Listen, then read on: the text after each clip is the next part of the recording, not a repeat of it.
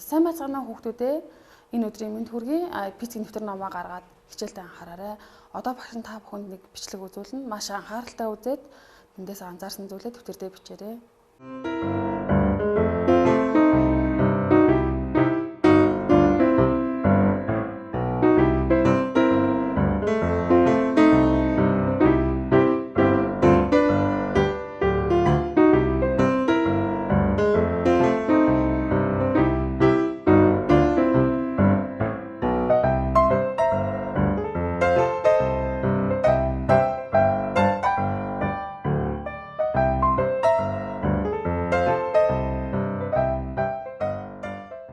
Сая үзүүлсэн туршилтан дээр мууранд яагаад бөмбөлөг наалдаад байна вэ?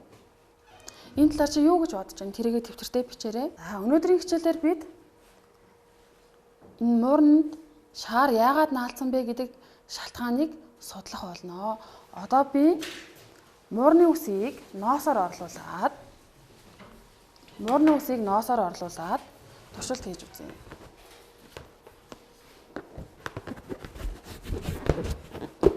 Муурны үсний оронд шаараа ноосоор маш сайн өрнө.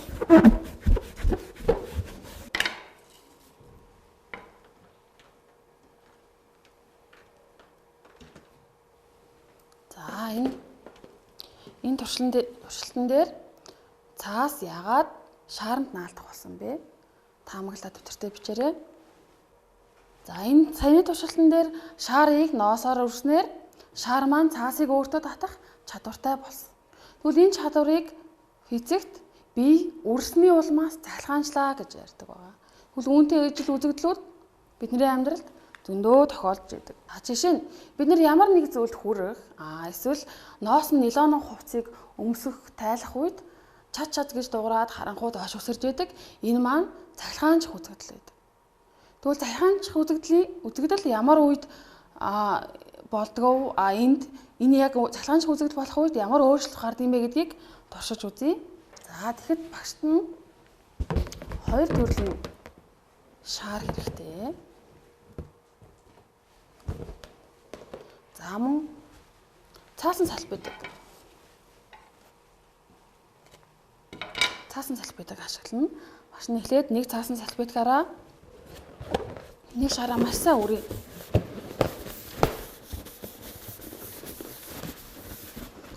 Урж үзээд буцаагаад энэ хоёрыг ойртуулад үзье.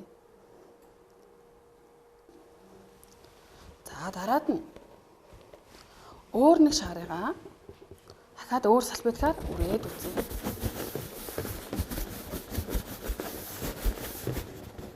За одоо энэ салбидгийг өмнөх туршилтанд ашигласан салбидтайгаа хамт ойртуулад үзье.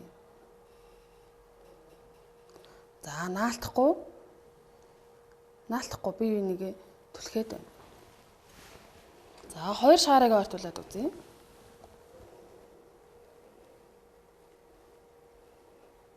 За бие бинийгээ түлхээд холдоод байна. За хэдүүлээ туршилтын хэсгээ эргэж саная. Шаарыг салбидгаар үрээд буцаагаад ойртуулахад хоорондоо наалдаж байсан. Харин хоёр өөр шааранд үрсэн салбидгийг ойртуулахад хоорондоо түлхэлцээд хоёр шаар маань бас мөн адил түлхэлцэж байсан. Тэгвэл энэ түлхэлцээд байгаа, таталцаад байгаад нөлөөлөд байгаа юм нь юу вэ гэдгийг бид нэр сайн судлах хэрэгтэй болдог.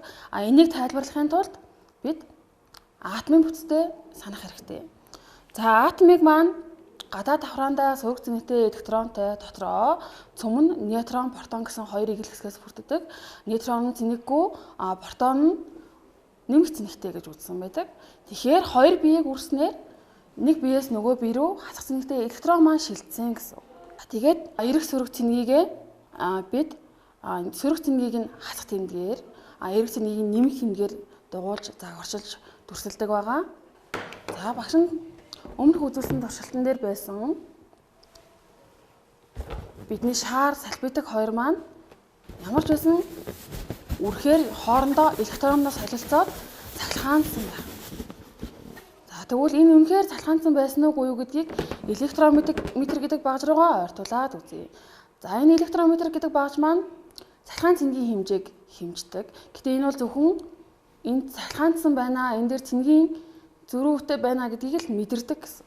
Тэгэхээр энэ эрэг цэнэгтэй байсан уу, сөрөг цэнэгтэй байсан уу гэдгийг мэдэхгүй. Тэгвэл түүнийг мэддэг маш нарийн багаж байгаа. Дараагийн багаж маань энэ бол Паскалийн хувин тэгээд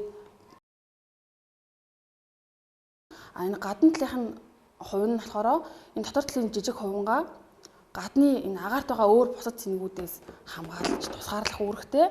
Харин дотор талынх нь хувин руу цэнэгдсэн биеийг оруулахаар энэний цэнэг сөрөг байсан уу, эрэг байсан уу гэдгийг таниад хэмжээг нь заадаг багаж байгаа. Тэгвэл шаар маань ямар цэнэгтэй байсан бэ гэдгийг нь үзье. За сөрөг тал руугаа зааж ийн. Сөрөг. Тэгэхээр энэ бол сөрөг цэнэгээр цэнэглэгдсэн байсан байх нь. Салфетаг маань эрэг тал руугаа заалт маань хөдөлж байна. Тэгэхээр энэ маань эрэг цэнэгээр цэнэглэгдсэн гэсэн. Тэгэхээр хоёр биеийг хооронд нь үрхээр хоёулаа эсрэг цэнэгээр цэнэглэгдээд буцаагаад хоорондоо татагддаг. Ингээд шаар салфетаг хоёр маань хоорондоо татагдаж байсан байх нэ. За дараагийнх нь шил савааг торгоор үрхээр. За энэ дээр бол цэнэглэгдсэн гэдгийг л мэдэрж байгаа. За харин энэ багаж маань шилийг торгоор үрхэд эрэг цэнэгээр гэдгийг нь батлаад харин энэ маань болохоор хувийг ноосоор үрхэд сөргөөр цэнэглэдэг гэдгийг нь баталж байгаа. Та бүхэн заалтыг сөрөг талраа хөдөлж байгааг нь үзэж байгаа баха.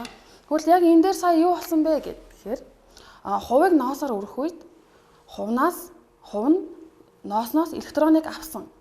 Харин шилийг торгоор өрөх үед шил нь электроноо торгонд алдсан гэсэн.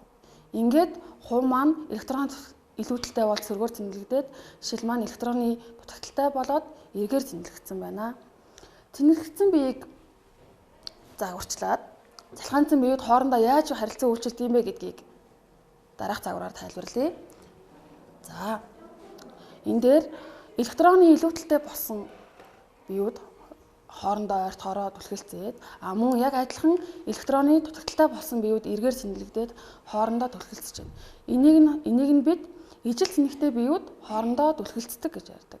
Харин биеийн эрэг сөрөг цэнэгийн тоо тэнцүү байгаад цахилгаан саармаг байна гэж хэлдэг бөгөөд цахилгаан саармаг биеуд хоорондоо ямар нэгэн цахилгаан харилцан үйлчлэлд ордоггүй байна. Тэрийг дараах зураг харуулна. За мөн эрэг цэнэгээр цэнэглэгдсэн биеийг сөрөг цэнэгээр цэнэглэгдсэн биетэй ойртуулахад энэ хоёр нь хоорондоо таталцдаг. Үүнийг эсрэг цэнэгтэй биеуд хоорондоо таталцдаг гэж хэлдэг. За тэгвэл энэ цахилгаанцсан биеийн харилцан үйлчлэлийг ашиглаад энэ зарчмыг ашиглаад бид нэр техник технологид маш өргөн хэрэгжилж байгаа. Үүний нэг жишээ нь бидний нэрлэж таньснаар Canon буюу олшруулагч машин лазер принтер хэрхэн ажилладаг вэ гэдгийг давж тайлбарлая. Лазер принтерт маань гэрэл байдаг. Тойл, линз, гэрэл мөн сөрөг цэнэгээр цэнэглэгдсэн хорны нунтаг агуулсан буул байдаг. Иргэдэг буул энийг эргээр цэнэглэх солинер гэх материалаар бүрсэн буул байдаг. Мөн хорыг халааж хайлуулах зориулттай халаагуур байдаг. За үүнийг яг яаж ажилладаг вэ гэдгийг багш дараах анимашнаар харуулъя.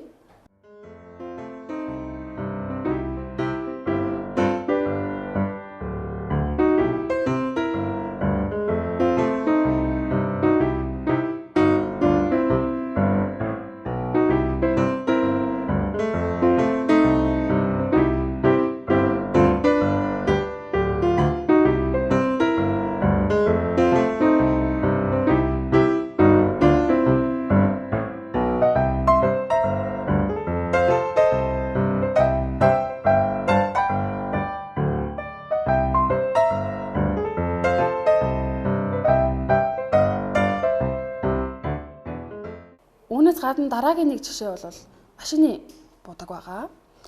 За машины гадаргуу бол маш гүлгүр жигд гоё будагдсан байдаг шүү дээ. Тэгэхээр үүнийг будахдаа бид цалхаан статик будгийн шүршигч гэдэг юм ашигладаг байна. За тэр будгийн шүршигчийн маань цоргонд нь эрэг цэнэг байдаг. За машина будгаас өмнө сөрөг цэнэгтэй бодисоор бүрхэж шүршээд дараад нь сорго маань тэндээс гарч байгаа будгийг эрэг цэнэгээр цэнэглээд шүршгээр машин маань жигд будагддаг байх нэ. За хэрвээ машиныг хэрхэн буддаг вэ талаар дэлгэрэнгүй судлыг гэвэл та бүхэн доорх англи үгийг интернетэд бичээд дэлгэрэнгүй мэдээлэл болон сонирхолтой бичлэгүүдийг олж үзэх боломжтой байгаа. За түүнээс гадна бидний үс арзааж байдаг. Энэ нь болохоор цахилгаанч үзэгдэл юм. Бид нар үсээ илээд юм уу норгоод ардгарыг басгана гэдэг бол түүний цахилгаан цэнгийг сарамжуулж байна гэсэн үг. За өнөөдрийн үтсэн хичээлээс мэдсэн зүйлүүдээ тэмдэглэж аваад дараад нь багштайгаа болон найзуудтайгаа ярилцаарай. За багшийнхаа өнөөдөр үзүүлсэн туршилтуудыг давтаж хийж үзээд тэрнээс гадна сурах хүчийнхаа 80-аас 82 дугаар хуудсан дээр байгаа эдгээр туршилтуудыг давтаж хийж үзээрэй. Анхаарал тавьсанд баярлалаа.